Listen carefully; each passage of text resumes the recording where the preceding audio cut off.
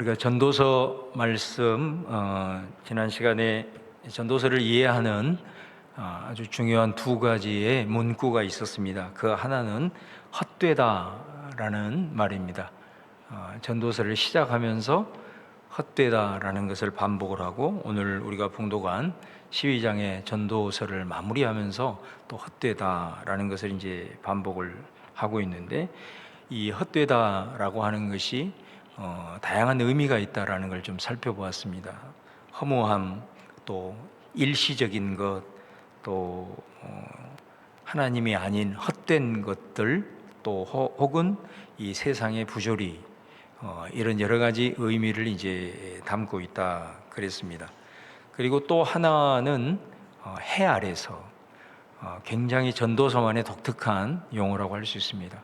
해 아래. 이 해 아래서는 우리 인간이 살아가고 있는 시간과 공간의 배경이다, 이렇게 볼 수가 있습니다. 그래서 이 두 문구를 합쳐보면 우리 인간이 살아가고 있는 이 시간과 공간의 안에서의 이 세상의 모든 것들을 보니까 너무 헛되더라라는 그런 메시지를 이제 주로 담고 있는데, 자, 이런 상황에서 지난 시간에 이런 우리가 살다 보면은 이런 것들을 실존적으로 많이 이제 경험을 하게 되는데, 그런 경험에서 세상 사람들은 이런 상황들을 어떻게 이겨내는가, 그 중에 제가 한 사람의 책을 여러분에게 소개를 했습니다. 알베르 까뮈의 그 시지프 신화를 소개를 하면서 세상 사람들도 이 세상의 어떤 허무, 이런 것들을 인지를 하고 있고, 또 그런 현실 속에서 이제 살아감에 있어서 그들은 이것들을 어떻게 극복을 하고 있는가라고 했을 때, 우리가 하나님의 말씀을 가지고 있는 자들로서 상당히 우리 스스로가 자존감이 있고, 또 우리 스스로의 어떤 말씀을 가지고 있는 그런 그리스도인으로서 자칫 좀 세상을 좀 비하하는 그런 생각도 가질 수도 있지만은, 사실은 이 시지프의 신화라는 작품을 통해서 우리가 얼마만큼 정신을 차리고 또 이 시대를 분별하고 또 세상과 소통을 또 해야 되는지를 잘 보여주는 그런 이제 메시지를 담고 있었습니다. 그러니까 이 세상의 여러 가지 허무한, 그리고 이 부조리와 같은 상황 속에서 이제 사람들이 직면하게 될 때에 우리가 보편적으로 하는 것은 정말로 우리들이 살아가는 삶이 과연 무슨 의미가 있는가, 이제 이런 질문을 던지게 되는 거죠. 우리가 이렇게 노력하고 애를 쓰더라도 부조리로 가득한 이 세상 속에서 살다 보면은 과연 내가 살아가고 있는 삶이 어떤 의미가 있는가, 이런 이제 질문을 하게 되죠. 그래 이제 그 무의미 속에서 절망하게 되고, 또 그 속에서 무너지게 되고, 또 이제 극단적으로는 삶을 포기하는 이런 상황들이 전개가 되는 것 아니겠습니까? 그랬을 때 이 알베르 까뮈는 이 작품을 통해서 우리가 아무리 이런 부조리한 삶일지라도, 그리고 우리의 삶을 돌아보면 의미를 창출할 수 없는 그런 무의미한 삶의 반복일지라도 절대로 포기해서는 안 된다. 그러면서 그 시지프 신화를 통해서 그런 부조리한 사회일지라도, 그런 부조리한 우리들의 삶의 여정일지라도 반드시 우리는 의미를 창출할 수 있다. 그러면서 던지는 메시지가 저항이라는 것이었습니다. 계속해서 다람쥐 쳇바퀴 도는 인생, 또 부조리한 인생 속에서 우리가 무의미한 삶 같지만 아니다. 그 속에 이 저항이라는 메시지를 통해서 똑같이 반복되는 그 속에서 끊임없이 우리는 이 의미 있는 삶을 창출해낼 수 있다. 그리고 그것이 계속해서 반복된 무의미 같지만 저항이라는 메시지를 통해서 부딪히고 절망하지 않고 포기하지 않고 끊임없이 직면을 하다 보면 결국은 그 사람들을 통해서 결국은 시대의 변화가 일어나고, 또 그로 인해서 우리는 신의 형벌을 받는 그런 가장 불행한 인생들이 아니라 영웅으로 탄생할 수 있다. 이제 이런 메시지를 던지는 거죠. 그러니까 세상도 이런 상황을 직면을 했을 때 이런 지성인들과 그 생각을 깊이 하는 사람들을 통해서 이런 메시지들을 우리에게 던지고 있다라는 것입니다. 근데 저는 이제 이런 걸 하면서 가끔 우리가 이제 TV 같은 데 이렇게 보면은 이렇게 뭐 유명인들이나 그런데 그런 유명인들이 또 교회를 다니는 사람들이에요. 그런데 어떤 상황에 내몰려서 자살을 했다. 뭐 이런 내용들을 듣게 되면 정말 이제 가슴이 미어지는 거죠. 세상 사람들도 이런 상황 속에서도 이런 논리를 가지고 그 상황을 직면하고 이겨내고 버텨내면서 어떻게 하든지 간에 그런 자신의 삶의 의미를 창출하려고 애를 쓰고 있는데, 정말로 우리가 하나님의 그 말씀과 하나님의 자녀로서 이런 어마어마한 특권을 가지고 살아가는데 그런 현실 속에서 허무감을 이기지 못하고 공허감을 이기지 못하고 이 부조리의 절망에서 하나님이 주신 생명을 스스로 끊어간다라고 했을 때, 과연 정말로 우리는 하나님의 말씀을 어떻게 지금 붙들고 있는가라는 이제 그런 생각을 하게 됩니다.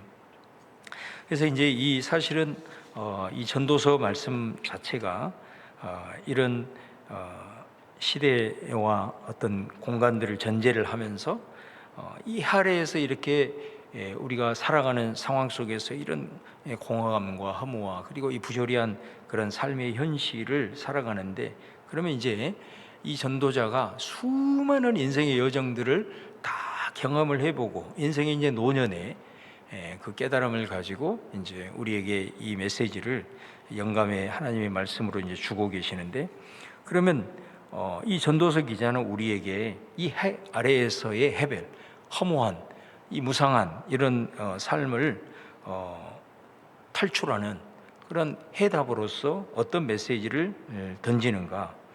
여러분, 우리가 해 아래에서 허무를 탈출하는 방법은 단순하죠. 해 위로 가면 되는 것입니다. 말장난 같지만 해 아래에서 해 위로 이동을 하면 되는 거죠. 그 말은 해 위로 이동한다 라는 이 말이 무엇을 의미하는가? 물리적인 이동을 의미하는 건 아니겠지 않습니까? 또 뭐 그렇다고 해서 이 현실을 탈피를 하는 그런 의미도 아닐 것입니다.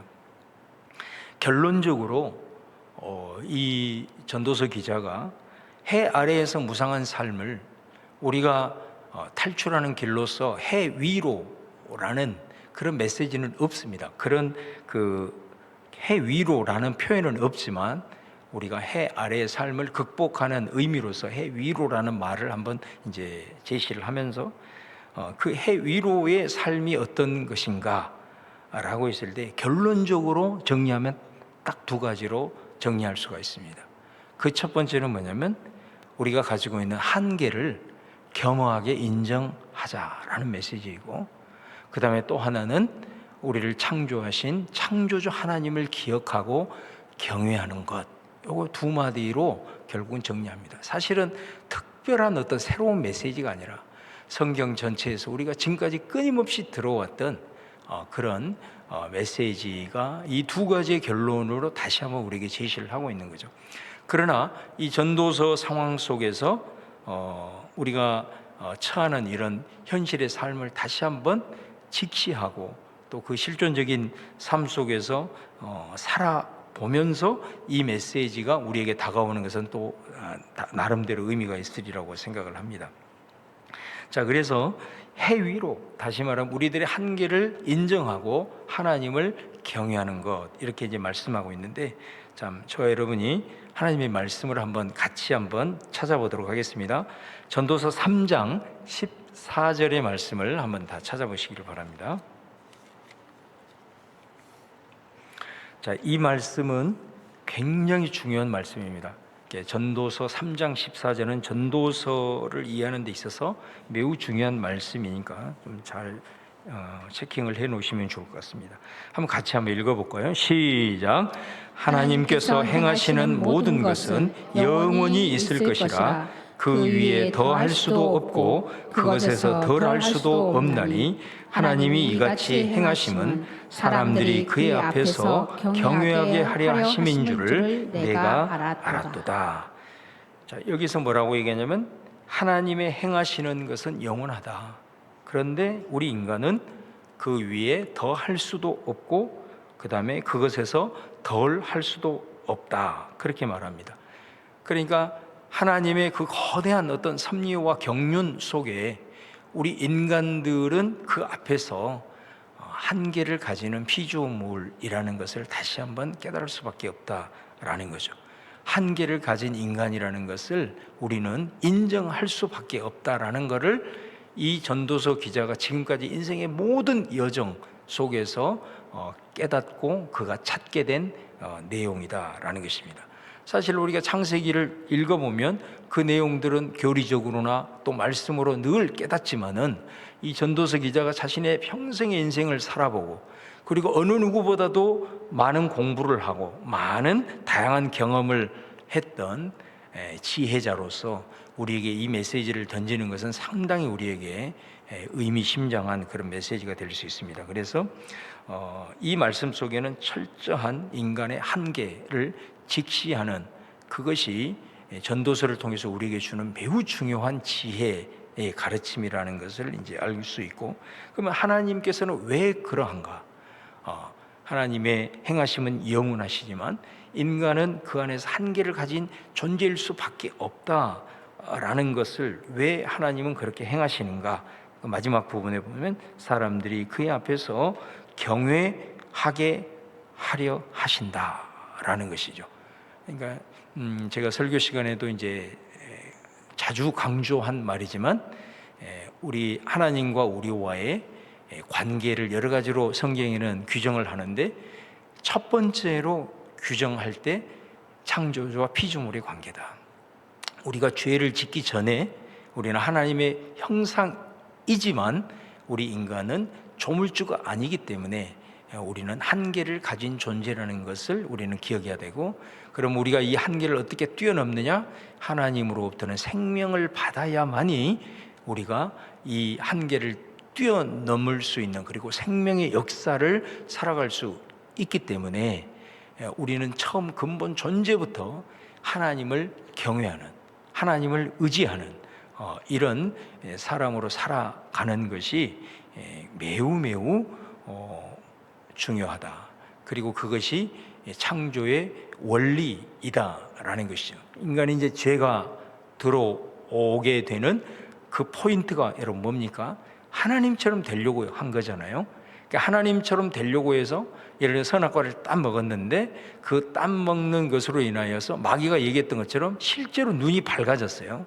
그러니까 눈이 밝아졌는데 그 눈에 밝은 것이 하나님처럼 눈이 밝아지는 것이 아니라 오히려 인간을 완전히 절망으로 몰아가게 하는 이제 자신의 수치심과 또 모든 것에 이제 무너지게 되는 이제 상황이 되는 것 아니겠습니까?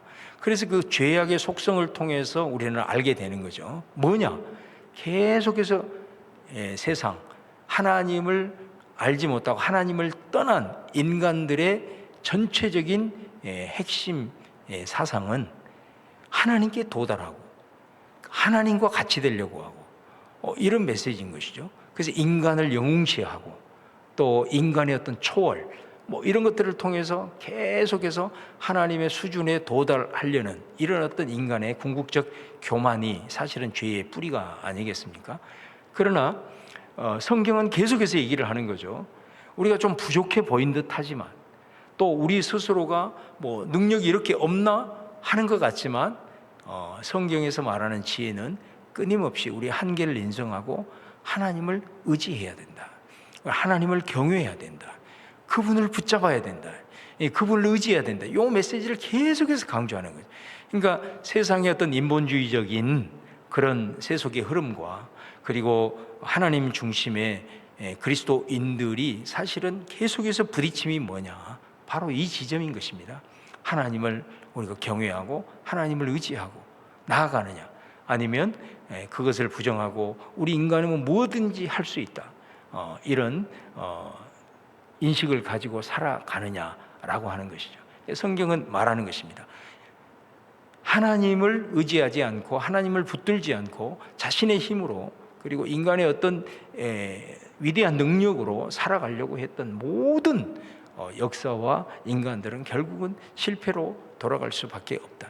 좀 우리가 봤을 때는 우리가 이렇게 무능하나 이렇게 생각할 수 있어도 하나님을 의지하고 늘 하나님 앞에 겸비함으로 그분께 의지하고 기도하면서 하나님 붙들고 살아가는 그런 삶이 결국은 하나님의 거룩한 뜻을 이루어드리는 복된 삶이다라는 것을 이제 알 수가 있는 거죠. 그래서 하나님이 왜 이렇게 우리 인간을 한계를 가진 존재로 만드셨는가, 그리고 또 그렇게 우리 인간들의 삶을 이렇게 인도해 가시는가. 오늘 이 3장 14절 마지막 부분에 하나님을 경외하게 하려 함이라. 이 경외한다라는 표현이 시편 말씀에서는 어떤 말씀과 바꾸어서 계속해서 이게 교차적으로 사용이 되냐면 하나님을 의지하는 것. 하나님을 의지하는 것이 하나님을 경외하는 것인 줄로 믿습니다. 그 말씀을 하고 있는 거죠. 그래서 이 말씀은 전도서에서 말씀하고자 하는 굉장히 핵심 요소를 담고 있는 구절이다. 3장 14절을 여러분들이 기억을 하시기를 바라고, 그 다음에 7장 15절 지난 시간에 우리가 한번 봉독을 했지만은 7장 15절에서 18절 말씀을 한번 보시겠습니다. 한번 다 찾아보세요. 자, 같이 한번 제가 한 절 여러분이 한 절 18절까지 한번 읽어보도록 합니다. 제가 15절을 읽습니다. 내 허무한 날을 사는 동안 내가 그 모든 일을 살펴보았더니 자기의 의로움에도 불구하고 멸망하는 의인이 있고 자기의 악행에도 불구하고 장수하는 악인이 있으니 지나치게 의인이 되지도 말며 지나치게 지혜자도 되지 말라. 어찌하여 스스로 패망하게 하겠느냐. 지나치게 악인이 되지도 말며 지나치게 우매한 자도 되지 말라. 어찌하여 기한 전에 죽으려고 하느냐. 너는 이것도 잡으며 저것에서도 내 손을 놓지 아니하는 것이 좋으니 하나님을 경외하는 자는 이 모든 일에서 벗어날 것임이니라. 아멘. 자, 이 말씀도 마지막 부분이 하나님을 경외하는 것의 메시지를 던지고 있죠. 그러니까 15절 말씀은 우리가 지난 시간에 살펴보았듯이 이 구약의 아주 중요한 전통, 인과율, 인과응보 법칙이 깨지는 거잖아요. 그러니까 이 메시지를 보면 의인은 형통하고 악인은 저주를 받는다. 이게 인과율의 핵심 아닙니까? 그런데 여기 보면 지나치게 의인이 되지 말라. 지나치게 악인도 되지 말라. 그래야 산다. 그러니까 이거는 이스라엘의 전통적인 인과율의 법칙이 깨어지는 듯한 그런 느낌을 우리가 확 받을 수 있다라는 것입니다. 그러면 적당히 살라는 것이냐, 적당하게 의를 행하고 적당하게 악을 행하면서 살라는 것이냐. 자, 여러분, 이게 세상적인 관점에서 보면 굉장한 처세술입니다. 굉장한 처세술입니다. 그러나 기독교적인 가치관을 봤을 때는 사실 이 말씀은 그런 의미는 아닌 것이죠. 자, 이 말씀 속에서도 두 가지를 강조를 합니다. 첫 번째는 이 말씀 15절에서 18절의 말씀을 통해서는 왜 이런 표현을 전도서 기자가 하고 있느냐.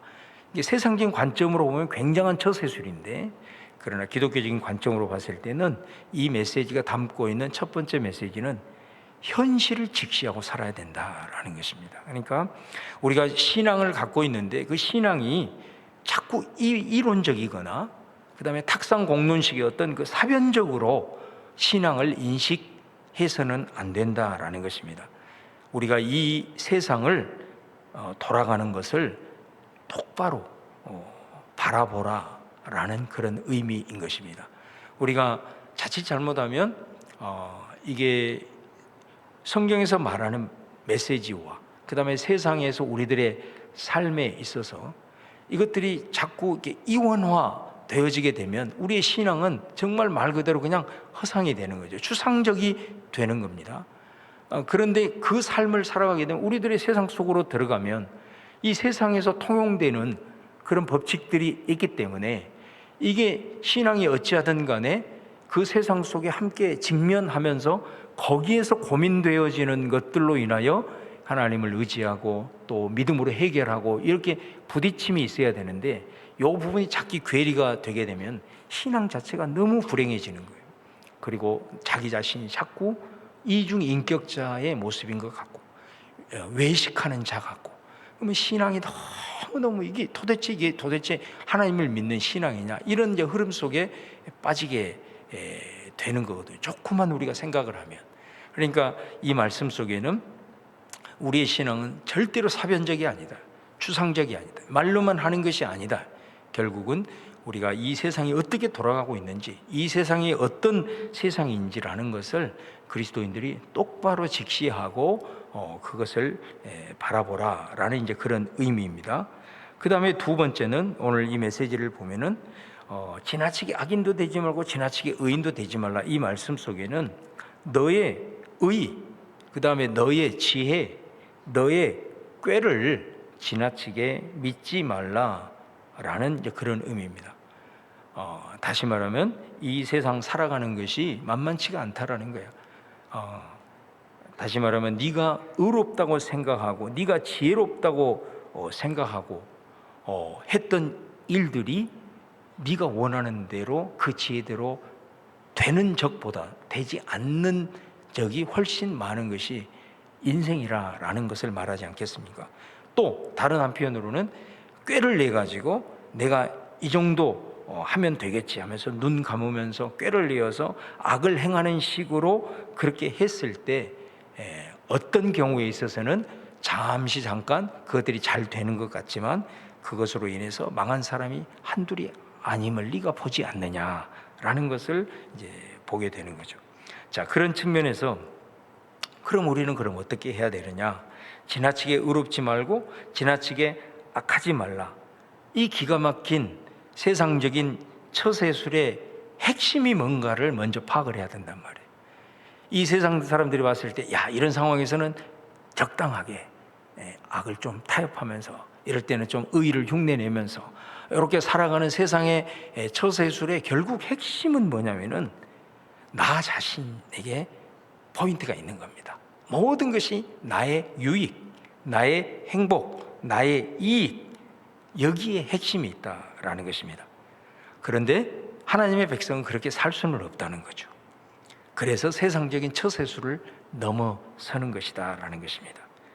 사실 여러분, 우리가 적당히 의인이 되었다가 또 적당히 악을 행했다가 하는 이렇게 좀 세상의 처세술처럼 얘기하는 카멜레온처럼 그렇게 살 수는 없는 것이죠. 우리가 현실 속에서 카멜레온처럼 살고 있는 우리들의 모습이 전혀 없다, 그렇게는 또 말할 수도 없는 것 아니겠습니까? 다시 말하면 우리의 삶 자체가 현실에 직면해서 세상을 제대로 똑바로 보고 살아갔을 때는 때로는 우리 스스로가 좀 이런 카멜레온처럼 살아갈 수 있는 현실을 우리 스스로가 인정할 수밖에 없는 그런 모습이 있습니다. 지나치게 의를 주장하면서 현실을 외면하면 어떻게 돼요? 그런 사람은 또 쉽게 절망을 하게 되는 거예요. 막무가내로 악을 행했을 때는 오늘 말씀처럼 제 명예 못 사는 거죠. 이렇게도 할 수 없고 저렇게도 할 수 없는 것이 우리들의 실존인데, 자, 그렇다면 이 실존적 상황으로부터 벗어나는 길이 뭐냐라고 했을 때 아까 얘기했던 것처럼 오늘 말씀의 마지막 결론, 여기에서도 하나님을 경외하는 것이다.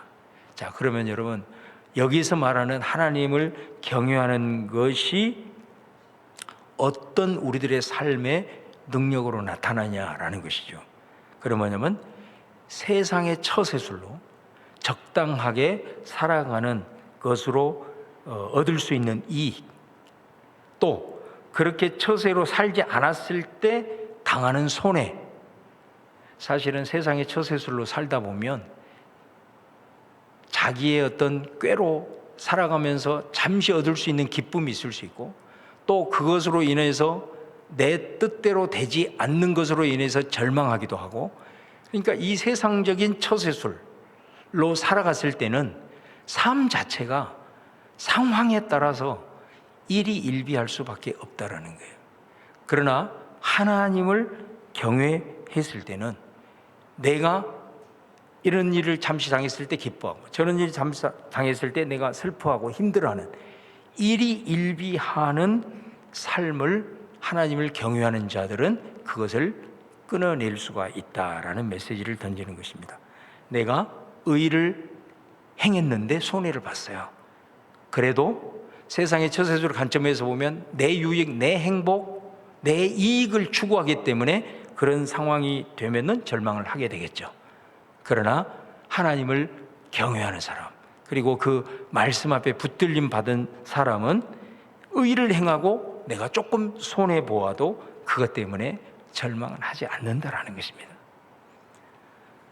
그래서 오늘 말씀에 보면 때로는 악을 행하면서까지 이익을 보려고 하지 않게 된다라는 것입니다. 그래서 이 모든 일에 벗어날 수 있다. 뭘 하면? 하나님을 경외하면. 그러나 하나님을 경외하지 않으면 세상의 처소술로 인한 이익과 손해 때문에 늘 일희일비하는 이런 삶을 살게 된다라는 이제 메시지를 던지는 것이죠. 그래서 오늘 이 7장 말씀의 의미 담고 있는 것들을 여러분들이 좀 기억하면서 현실을 직시하라는 메시지와 내 의와 내 지혜와 내 끼를 지나치게 믿지 말라. 그것은 적당하게 사는 것이 아니라 세상 사람들이 생각하는 처세술과는 근본적으로 다른, 우리는 내 자신과 그 다음에 내 유익과 이렇게 살 수 있는 존재가 아니고 하나님을 경외하기 때문에 이런 상황 속에서 우리가 일희일비지 않게 된다라는 이제 메시지를 던지고 있는 것입니다. 자, 그 다음에 한 말씀을 더 살펴보면 7장 27절, 자, 27절에서 29절을 한번 읽어보도록 하겠습니다. 자, 제가 27절 읽습니다. 전도자가 이르되 보라 내가 샅샅이 살펴 그 이치를 연구하여 이것을 깨달았노라. 내 마음이 계속 찾아보았으나 아직도 찾지 못한 것이 이것이라. 천 사람 가운데서 한 사람을 내가 찾았으나 이 모든 사람들 중에서 여자는 한 사람도 찾지 다 같이 못하였느니라. 내가 깨달은 것은 오직 이것이라. 하나님은 사람을 정직하게 지으셨으나 사람이 많은 꾀들을 낸 것이니라. 자, 여기서 우리가 주목해야 될 문구들을 보면은 27절에 보면 낱낱이 살폈다. 또 그 이치를 연구했다. 또 말씀에 보면은 계속 찾아보았다. 28절에 계속 찾아보았다. 자, 그 과정을 통해서 이 전도자가 말합니다. 내가 깨달았다. 또 깨달았다. 이 부분을 강조를 하고 있습니다. 자, 여러분, 하나님을 경외한다라는 것은요, 하나님이 창조하신 대로 살아가는 거거든요. 그런데 하나님이 창조하는 우리 인간만이 가지고 있는 굉장히 중요한 것이 뭐냐면 생각하는 것입니다. 생각하는 것, 사고하는 것.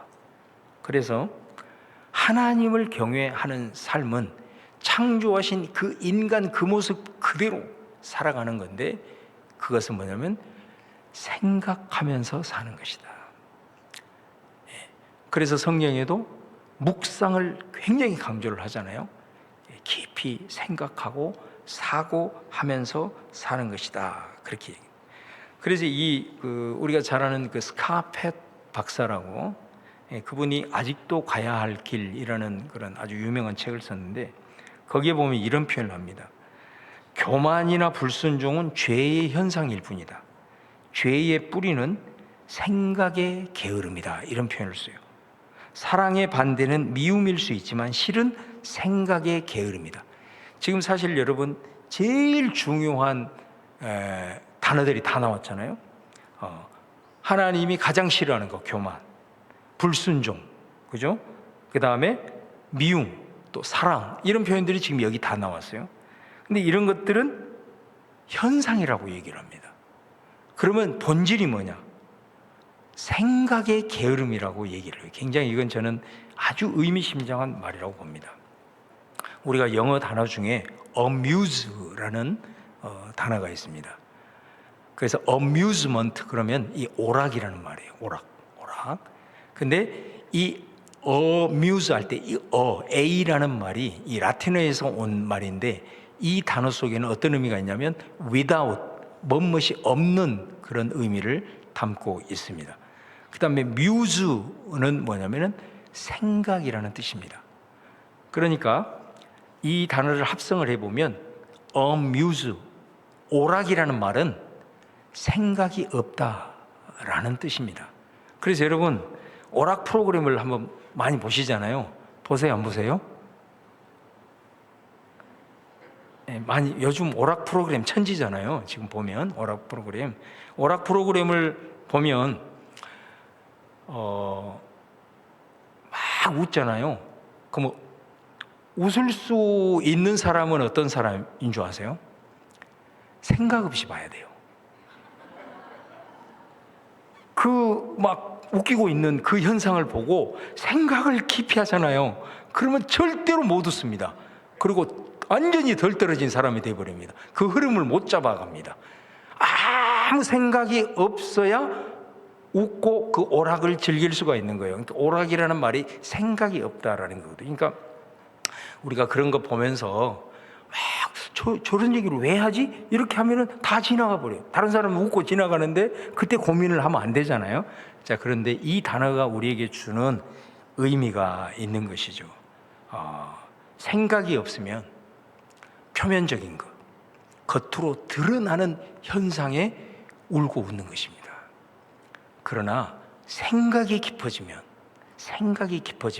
아까 얘기했던 것처럼 좀 일관적인 메시지인데 일희일비하지 않게 된다라는 겁니다. 그래서 성경에도 보면은 말씀을 주야로 묵상해라. 그러면 좌로나 우로나 치우치지 않게 된다. 그런 표현을 하잖아요. 그러니까 우리가 하나님의 말씀을 깊이 묵상하는 삶이 얼마나 중요한 거예요. 우리가 큐티하고 그 말씀들을 잠시 부여잡고 아니면 그 한 단어라도 하루에 몇 번이라도 반복하면서 생각하는 사람하고 그러지 않는 사람하고는 삶에 있어서 상당히 차이가 날 수밖에 없어요. 그래서 이 생각하는 삶, 특별히 우리는 하나님께서 자신을 말씀으로 계시를 이 책으로 주어졌습니다. 그래서 제가 우리 1:1 양육자들에게도 그런 말씀이 있습니다. 그리스도인들은 좀 이런 표현을 하면은 약간 좀 그럴 수 있는데 사실은 공부를 할 수밖에 없어요. 하나님의 말씀이 글로 주어졌기 때문에 이 글을 읽지 않고는 어떻게 우리가 하나님을 알 수가 있으며 하나님의 뜻을 알 수가 있겠어요? 그러니까 죽든 살든 간에 글을 잘 모르면 듣기라도 많이 하고 그 다음에 들은 것, 읽은 것을 묵상을 하시죠. 그래야 우리들 세상 속에 끊임없이 이루어지는 상황으로 인한 것에 우리가 일희일비 않게 돼요. 생각을 깊이 하고 특별히 말씀을 깊이 묵상하고 생각을 깊이 하는 사람들, 바로 그 사람들이 하나님을 경외하는 사람들이에요. 그것들을 통해서 하나님을 경외한다는 것은 우리를 창조하신 그 질서대로 살아가는 건데 우리를 하나님의 형상, 생각하는 존재로 우리를 만드셨는데 너무나 세상의 어떤 표면적인 것, 드러나는 것, 그런 것에 일희일비한다고 한다면 그건 우리가 좀 깊이 생각할 필요가 있다. 그러니까 오늘 또 이 전도서 기자가 많은 깨달음을 얻고 그 깨달음을 우리에게 제시하고 있는 것이 뭐라고 얘기해요? 계속해서 찾아보았다. 계속해서 내가 살펴보았다. 이런 표현들을 강조하고 있다라는 것입니다. 그래서 오늘 이 여호와를 경외한다라고 하는 이 첫 번째 의미를 말을 할 때 생각하는 것이다라는 것을 좀 기억을 하시면 좋겠고요. 시간이 지났지만 한 가지만 좀 간단하게 좀 말씀을 드립니다. 그 다음에 두 번째, 하나님을 경외한다라는 의미가 지난번에 제가 잠깐 소개했지만 까르페 디엠입니다. 이게 이제 뭐 현실을 즐겨라, 시간을 붙들어 매라 그런 말이지만 전도서의 용어로는 분복을 누려라 그런 의미입니다.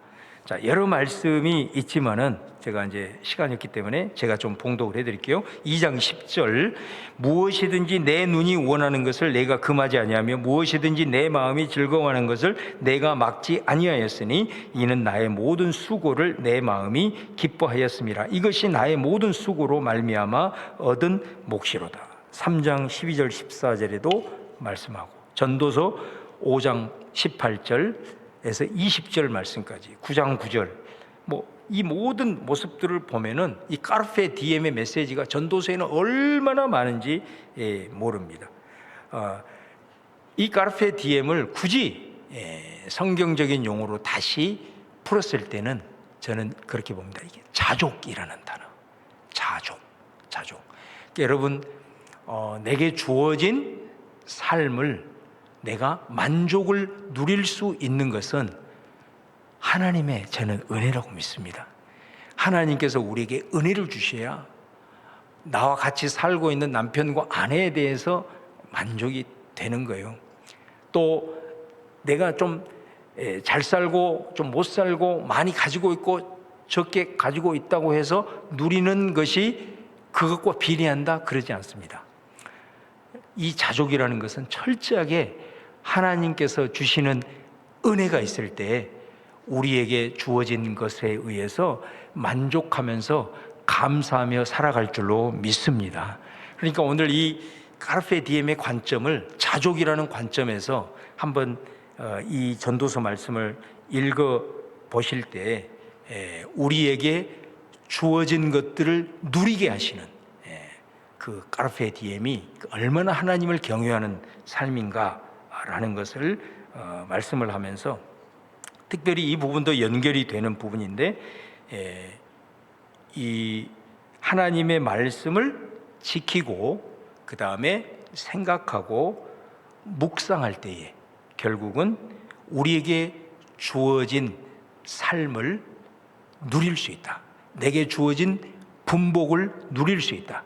내가 수고하는 일 속에서도 만족을 할 수 있고, 내게 주어진 것이 크든 작든 간에 그것을 누릴 수 있는 길은 오늘 마지막 결론입니다. 하나님의 말씀을 지키고 생각하고 묵상할 때에 우리들이 바라보는 눈이 열리고 또 내게 주어진 것들에 하나님의 은혜를 보게 되고 또 감사할 것들을 찾아내는 것이다 라는 것입니다. 그래서 오늘 말씀을 특별히 기억하면서 이 전도서 말씀들이 이제 다 구체적으로 나눌 수는 없었지만은 먼저 우리가 해 아래의 헛됨에 대한 이 현실을 우리가 좀 직시하고 이것을 우리가 어떻게 극복을 할 것인가라고 했을 때 전도서는 현실을 반드시 직시하면서 내 인간이 가지고 있는 한계를 꼭 기억을 해라. 이 포인트 하나. 그 다음에 두 번째는 하나님을 경외하는 것. 하나님을 경외하는 것 두 가지를 말씀드렸습니다. 하나는 생각하는 것. 그 다음에 카르페 디엠, 자족.